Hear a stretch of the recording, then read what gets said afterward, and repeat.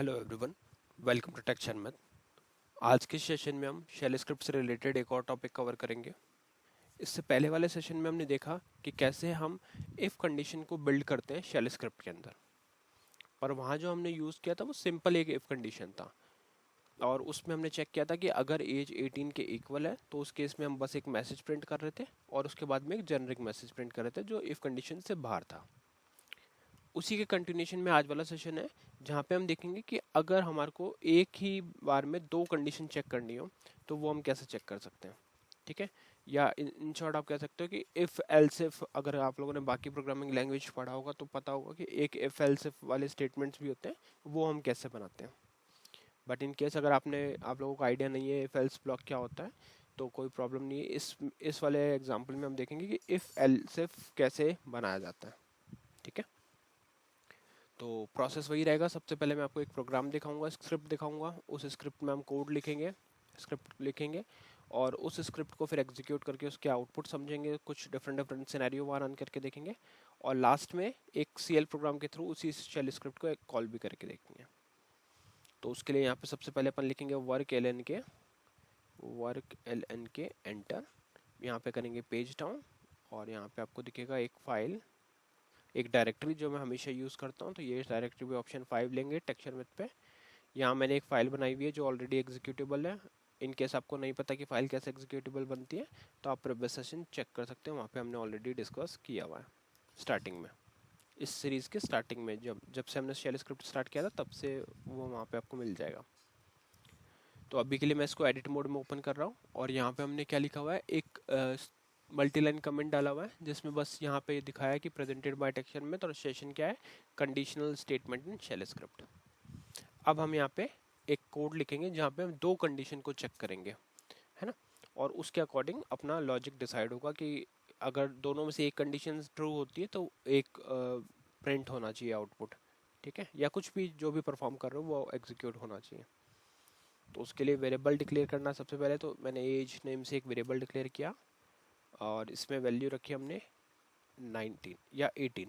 ठीक है, अब एक चीज़ तो यहाँ पे बहुत इंपॉर्टेंट है कि जब भी आप वेरिएबल डिक्लेयर कर रहे हो तो वहाँ पे इस तरह से स्पेसेस नहीं रखने हमें, अदरवाइज वो एरर देगा, क्योंकि उस केस में स्क्रिप्ट इसको एज ए कमांड कंसिडर करेगा एज को। पर एज तो कमांड नहीं है, ये तो एक वेरिएबल है।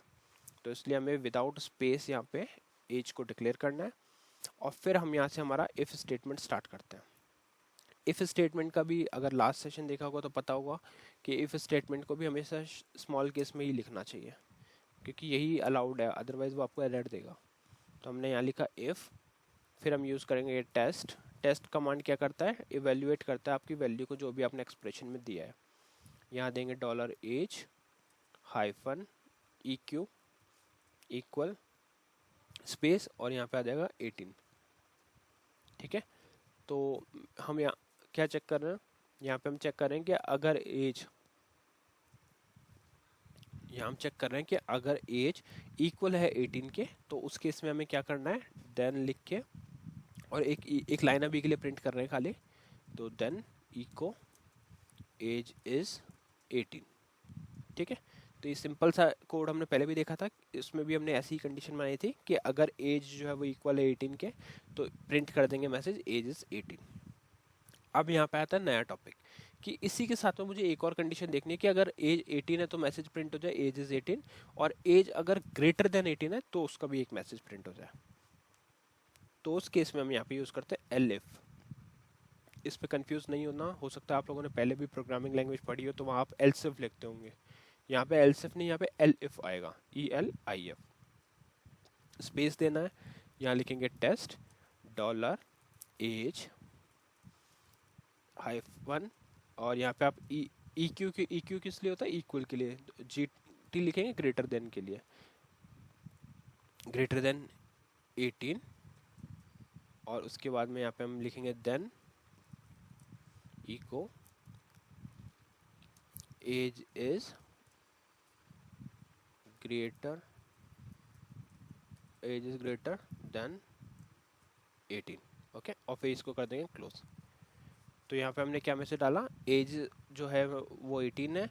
यहाँ पे पहली कंडीशन चेक होगी, पहले सबसे पहले यही कंडीशन चेक होगी कि अगर एज जो है वो इक्वल 18 है तो ये मैसेज प्रिंट हो जाएगा एज इज 18।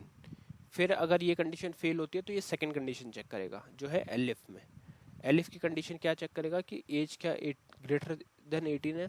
अगर वो ग्रेटर देन 18 है तो मैसेज प्रिंट हो जाएगा एज इज ग्रेटर देन 18। और फिर उसके बाद में एक बार हम यहाँ पे लगा देते हैं एफ आई। ठीक है, एफ आई क्या करेगा, एफ आई इसको ब्लॉक को एंड कर देगा। तो इन शॉर्ट अपने पास दो कंडीशन हम चेक कर रहे हैं। पहली अगर एज 18 है तो वो प्रिंट हो जाए, एज ग्रेटर देन 18 है तो वो प्रिंट हो जाए। और लास्ट में एक जेनरिक मैसेज भी रखते हैं जिससे आपको समझ में आए कि कोड बाहर कब आया। तो जेनरिक मैसेज में आ जाएगा थैंक्स फॉर यूजिंग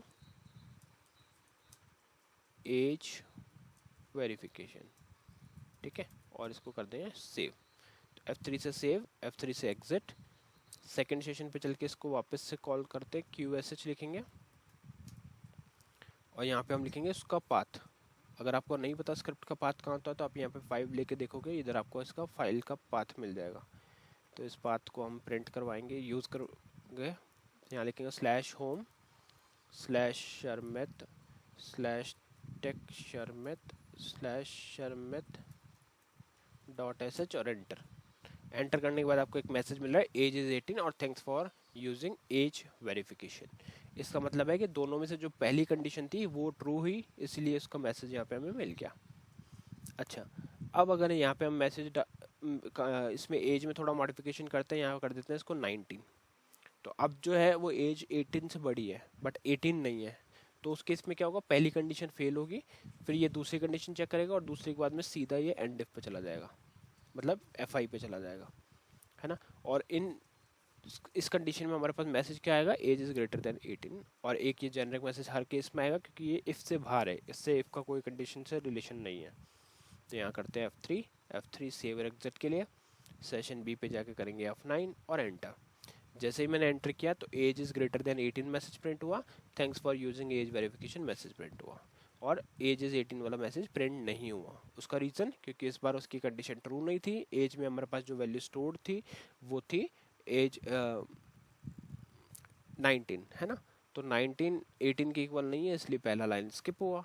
और सेकेंड लाइन इसलिए एग्जीक्यूट हुआ कि लाइन 8 जो हमारे पास 19 था वो ग्रेटर देन था 18 से, तो वो वाला मैसेज प्रिंट हो गया एज इज ग्रेटर देन 18।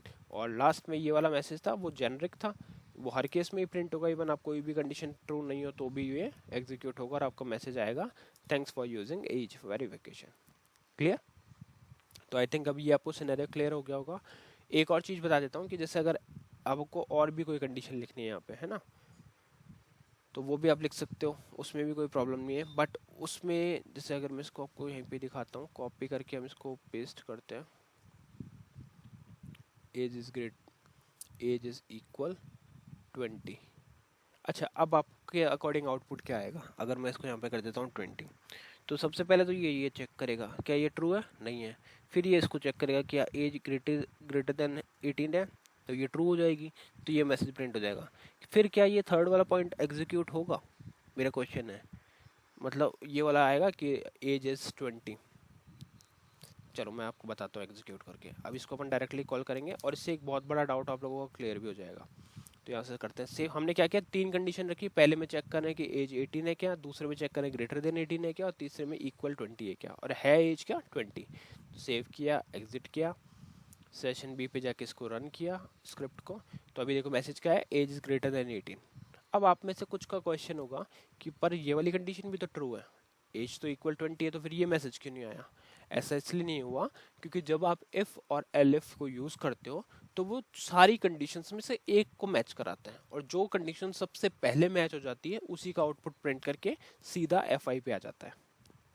ठीक है, ये एक इंटरव्यू क्वेश्चन भी है, आपको ऐसा कोड मिल सकता है, वहाँ पे आपसे क्वेश्चन हो सकता है कि इसका आउटपुट क्या आएगा। तो आपको वहाँ पे आइडेंटिफाई करना आना चाहिए कि पहली कंडीशन फॉल्स है, आप लगा दोगे यहाँ पे एफ, दूसरी कंडीशन ट्रू है टी। जैसे टी मिला उसको, मतलब ट्रू मिला, तो सिंपली ये आ जाएगा एफ आई पे, इसको ये चेक ही नहीं करेगा, इसको पूरे को स्किप कर देगा। तो यही एक इंपॉर्टेंट पॉइंट रहता है कि इफ़ और एलिफ के अंदर हमेशा एक कंडीशन ट्रू होती है तो उसको वो एग्जीक्यूट कर देता है और बाद में वो बाहर आ जाता है। क्लियर? तो ये था पूरा इफ़ और एलिफ के बारे में। आई होप ये पूरा क्लियर हुआ होगा। फटाफट से दिखा देता हूँ कि CL में कैसे इसको हम रन कर रहे हैं, ऑल्दो हम काफ़ी बार उसको डिस्कस कर चुके हैं ऑलरेडी। बट जो न्यू व्यूअर्स हैं उनके लिए एक बार मैं फिर से बता देता हूँ, वर्क MBR PDM। तो देखो सबसे पहले इस प्रोग्राम में क्या किया, एक वेरिएबल बनाया, DCL से F4 लेना है, variable name type storage length आ जाएगी, फिर CHJ वर्ड से इसमें स्क्रिप्ट डाल देंगे, वेरिएबल का नेम और स्क्रिप्ट आ गई, और फिर लास्ट में strqsh करके उस वेरिएबल को पुट करना है जहाँ पे भी आपकी वैल्यू स्टोर्ड है। बाद में आप सिंपली क्या करोगे, इसको सेव और एग्जिट और कंपाइल, कॉल करा तो आउटपुट आपको मिल गया, as is greater than 18, thanks for using age verification. तो ये वही आउटपुट आया जो हमारे को शेल स्क्रिप्ट से आया था। तो इसका मतलब हमारा जो प्रोग्राम है वो सही से एक स्क्रिप्ट को एग्जीक्यूट कर पा रहा है। ठीक है, तो या आज के लिए इतना ही था। नेक्स्ट सेशन में बाकी टॉपिक डिस्कस करेंगे। So thank you for watching texture method.